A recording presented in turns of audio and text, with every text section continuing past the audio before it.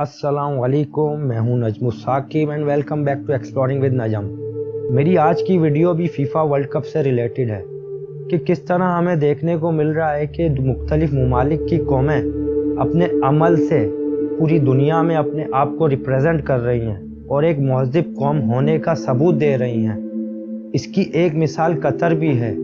कि किस तरह कतर ने एक माजूर लड़के से इस इतने बड़े इवेंट की होस्टिंग करवा के पूरी दुनिया को मुतासिर करा, और आखिर कतर ने इतने बड़े इवेंट की ओपनिंग एक माजूर लड़के से क्यों करवाई। और दूसरी तरफ हम देखें तो जापान भी अपनी रिवायात और इखलाकियात में पीछे ना रहा। जापान ने भी अपने एक अमल से पूरी दुनिया को मुतासिर करा। और दूसरी तरफ जब हम पाकिस्तान को देखते हैं तो हमें अफसोस होता है कि पाकिस्तान एक इस्लामी रियासत होते हुए भी ना जाने किस नक्शे कदम पे अपनी पहचान बनाने चल निकला है, क्योंकि कौम की पहचान ही उसके अमल से होती है। तो आइए चलते हैं वीडियो की तरफ। जैसे कि हम जानते हैं कि इस बार फुटबॉल वर्ल्ड कप की मेज़बानी कतर कर रहा है, और इस बार इस वर्ल्ड कप की मेज़बानी पिछले तमाम फीफा वर्ल्ड कप की मेज़बानी से बहुत मुनफरिद अंदाज में अंजाम दी जा रही है, जिसकी मिसाल आज से पहले किसी इंटरनेशनल इवेंट में देखने को नहीं मिलती। दोस्तों, बज़ाहिर तो देखने को ये मिल रहा है कि कतर ने 220 बिलियन की इन्वेस्टमेंट सिर्फ और सिर्फ फीफा वर्ल्ड कप में कमाने के लिए करी है, पर दूसरी तरफ जब हम कतर की गवर्नमेंट का ये बयान देखते हैं जिसमें उन्होंने ये कहा कि हम सिर्फ 28 दिनों के लिए अपना मजहब नहीं बदल सकते, और जिसे हमारे इस्लामी कवानीन मंजूर हैं वो आके ये वर्ल्ड कप देख सकता है, वरना हमें किसी चीज़ की ज़रूरत नहीं। दोस्तों, ये बात साफ जाहिर करती है कि कतर गवर्नमेंट को पैसे से ज़्यादा अपनी दीन की फिक्र है, और यही वजह है कि उन्होंने इस इवेंट पे खर्च किए हुए इन पैसों को इस्लाम की तबलीग का जरिया बना दिया। जिस तरह हम सबको मालूम है कि इस वर्ल्ड कप की ओपनिंग सेरेमनी कुरान पाक की पाक आयात से हुई, जिसे एक माजूर लड़के ने पढ़कर दुनिया की तारीख में अपना और अपने मुल्क और इस्लाम का नाम सुनहरे अल्फाजों में लिखवा दिया। और यकीनन इस माजूर लड़के को देखकर आप लोगों को हैरानी और ताज्जुब भी ज़रूर हुआ होगा कि इतने बड़े इवेंट की होस्टिंग एक माजूर लड़के से क्यों करवाई गई, और वो भी ऐसे प्लेटफॉर्म पे जहां तमाम दुनिया की नज़रें उस स्टेज पर हों। दोस्तों, 20 साल के इस नौजवान का नाम गानिम अल मिफ्ता है, और ये कतर के 2022 के फीफा वर्ल्ड कप के सफ़ीर भी हैं। गानिम ना सिर्फ कतर का एक आला तालीम याफ्ता नौजवान है, बल्कि वो कतर की एक मारूफ कारोबारी शख्सियत भी है, और इसके साथ साथ वो एक मारूफ मोटिवेशनल स्पीकर भी हैं। गानिम अल मिफ्ता 5 मई 2002 को कतर में पैदा हुए, लेकिन अपनी पैदाइश के बाद वो ऐसी बीमारी का शिकार हो गए जिसमें रीढ़ की हड्डी की नशरनुमा रुक जाती है। लिहाजा इस बीमारी के बाद वो हमेशा के लिए माजूर हो गए, और इसी माजूरी के बाइस बचपन में किसी भी स्कूल ने इन्हें दाखिला देने से इनकार कर दिया। लेकिन आखिरकार एक स्कूल में इन्हें दाखिला मिल गया, लेकिन इनकी माजूरी की वजह से बच्चे इनके साथ खेलना पसंद नहीं करते थे। लेकिन इन्होंने अपनी हर मुश्किल और रुकावट को अपने वालिदैन और ख़ानदान की सपोर्ट के साथ अबूर करा, और तालीम के साथ साथ कारोबार की दुनिया में भी आगे ही आगे बढ़ते चले गए। और इस वक्त भी गानिम अल मिफ्ता आज अपनी एक कंपनी गरीसा आइसक्रीम के मालिक हैं, जिसकी कतर में बहुत सी शाखें हैं। गानिम ने अपने खानदान की सपोर्ट से एक फलाही तंजीम अल गानिम फाउंडेशन की बुनियाद भी रखी, जो दुनिया भर के माजूर अफराद को व्हील चेयर की फराहमी की सहूलियात अंजाम देती है। दोस्तों, अगर देखा जाए गानिम अल मिफ्ता के तो बहुत से कारनामे हैं, लेकिन इनका एक नुमाया कारनामा ये है कि इन्होंने 2017 में व्हील चेयर के बगैर हाथों के बल उम्रे की सआदत हासिल करी, जो किसी भी शख्स के लिए बड़ी इंस्पायरेशन और मोटिवेशन है कि जब इंसान के अंदर जज्बा और लगन हो तो वो कुछ भी कर सकता है, चाहे कुदरत ने उसे जैसा भी तख्लीक करा हो। गानिम अल मिफ्ता अपने स्कूल में दस्ताने पहनकर फुटबॉल भी खेला करते थे,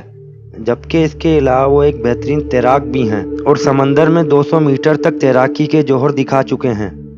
दोस्तों, गानिम अल मिफ्ता अपने जज्बे और हिम्मत के बाइस ना सिर्फ दुनिया भर के माजूर अफराद के लिए इंस्पायरेशन रखते हैं, बल्कि वो कतर की कौमी शनाख्त भी बन चुके हैं। और यही वजह है कि कतर ने इस नौजवान को इतने बड़ी सेरेमनी के लिए इंतखाब किया, और जब वो फीफा वर्ल्ड कप को होस्ट करने स्टेज पर आए तो इन्हें देख के दुनिया भर से आए फुटबॉल शायकीन बहुत हैरान हुए। लेकिन जब उन्होंने हॉलीवुड अदाकार मॉर्गन फ्रीमैन के साथ अपना किरदार परफॉर्म करा तो पूरी दुनिया मुतासिर हुए बगैर ना रह सकी।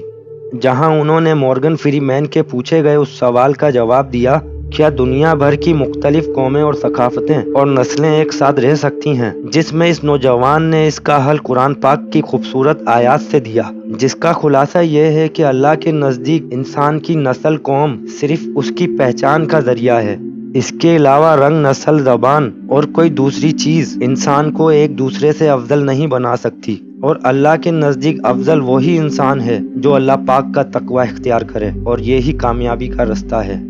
دوستو، قطر کے لیے یہ بہت بڑی بات ہے کہ آج اس دنیا میں جب LGBT جیسے قانون کو پورے زور و شور کے ساتھ پروموٹ کرنے کی کوشش کی جا رہی ہے، وہیں قطر نے ایک معذور نوجوان سے اتنے بڑے ایونٹ کی افتتاح کروا کر دنیا بھر کے معذور افراد کے حوصلے بلند کر کے اپنی ترجیحات دنیا کے سامنے واضح کر دی ہیں۔ دوستو، تقریباً 1 ماہ تک جاری اس ٹورنامنٹ کے لیے میزبان ملک کی جانب سے شاندار اقتدام کیے گئے ہیں، جس میں ہمارے نبی حضرت محمد مصطفیٰ صلی اللہ علیہ وآلہ وسلم کی سنتوں کو زندہ کیا جا رہا ہے، اور جس کا نتیجہ یہ نکل رہا ہے کہ روز کی بنیاد پر سینکڑوں خاندان اسلام قبول کر رہے ہیں۔ اور کیوں اسلام قبول نہ کریں، ان کے ساتھ حسن سلوک جو اتنا پیارا ہو رہا ہے۔ جس طرح آپ اس ویڈیو میں دیکھ سکتے ہیں کہ کس طرح قطر کے ایک شخص نے اس غیر مسلم میکسیکن خاتون کو حجاب پہنایا، اور اسی طرح قطر کے روڈز پر مختلف زبانوں میں اسلام کی تبلیغ کی جا رہی ہے، جس سے اسلام کا اصل چہرہ دنیا کو واضح ہو رہا ہے، اور یہاں تک کہ مساجد بھی غیر مسلمز کے لیے کھول دی گئی ہیں، جس کو دیکھ کر ایسا لگتا ہے کہ قطر پوری طرح ایک اسلامی ریاست ہونے کا حق ادا کر رہا ہے۔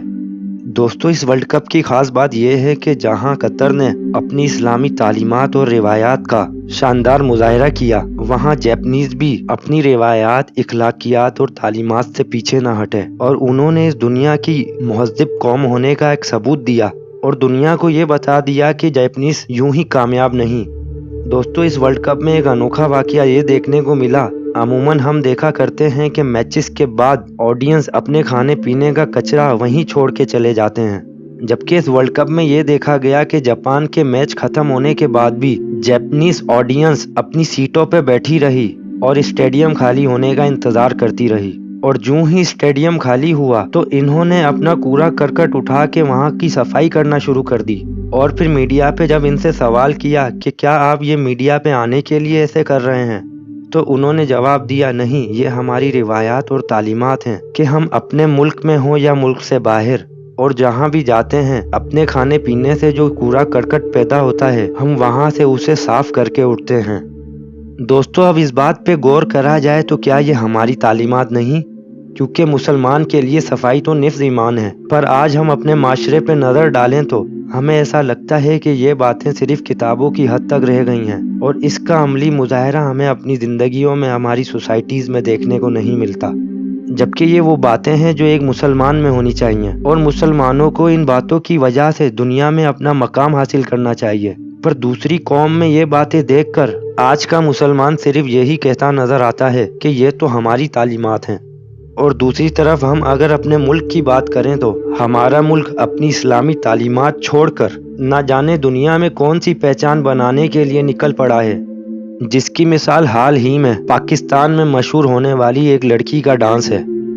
ہمیں اپنے ملک کا حال دیکھ کر انتہائی افسوس ہوتا ہے کہ جو ملک اسلام کے نام پہ آزاد ہوا، کہ جو ملک اس نعرے پہ آزاد ہوا کہ جہاں اسلامی قوانین اور شریعت نافذ کی جائے گی، وہاں ایک ڈانسر نوجوان لڑکی کو میڈیا اور سوشل میڈیا کے ذریعے پروموٹ کیا جا رہا ہے، اور افسوس تو اس بات پر ہے کہ اس لڑکی کو راتوں رات شہرت دے کر، سیلیبریٹی بنا کر مارننگ شوز میں بلایا جا رہا ہے کہ گویا اس نے ایک اسلامی ملک میں نہ جانے کتنا بڑا کارنامہ کر دیا،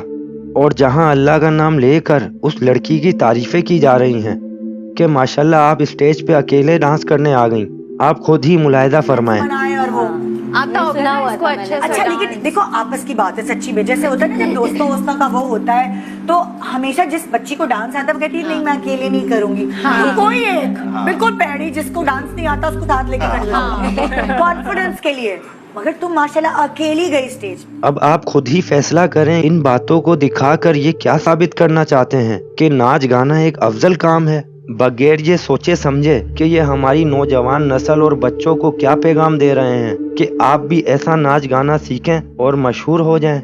मतलब पढ़ने लिखने और तालीम की कोई ज़रूरत नहीं। और इन चीज़ों को देखकर हमें यही लगता है कि शायद हमारे मुल्क में इस्लामी तालीमात की बहुत कमी है, कि होस्टिंग करने वाले अफराद को ये तक नहीं पता कि किन कामों के लिए माशाल्लाह बोला जाता है और किसके लिए नहीं,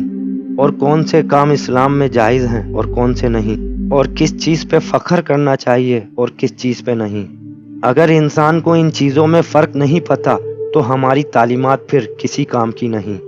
आखिर में इस दुआ के साथ अपनी बात को ख़त्म करूँगा कि अल्लाह पाक से दुआ है कि अल्लाह पाक हमें इस्लामी कवानीन तालीमात को सीखने और इस पे अमल करने की तौफीक अता फरमाए। बाकी आप इस बारे में क्या सोचते हैं, अपनी कीमती राय का इज़हार कमेंट में ज़रूर करिएगा। और अगर आपको आज का टॉपिक पसंद आया है तो इस वीडियो को लाइक, और अब तक आपने मेरा चैनल सब्सक्राइब नहीं करा तो इसको सब्सक्राइब करना मत भूलिएगा। अब मैं मिलूँगा आपसे अगली एक और दिलचस्प वीडियो में। तब तक के लिए अपना बहुत ख्याल रखिएगा and thanks for watching this video. अल्लाह हाफिज़।